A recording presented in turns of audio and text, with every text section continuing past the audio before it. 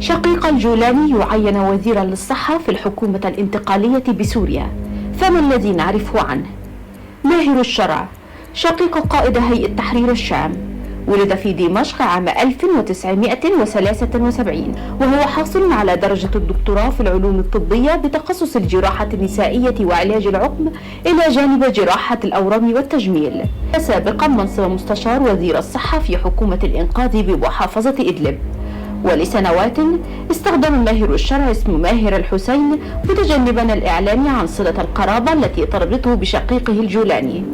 والآن مع تصدر شقيقه المشهد السياسي في دمشق بات لماهر حضور قوي، وعقد مؤخرا اجتماعا مع ممثلي المنظمات العاملة في سوريا، حيث وعد بزيادة رواتب الموظفين في تلك المنظمات إلى 4 أضعاف على أن تصرف بالليرة السورية.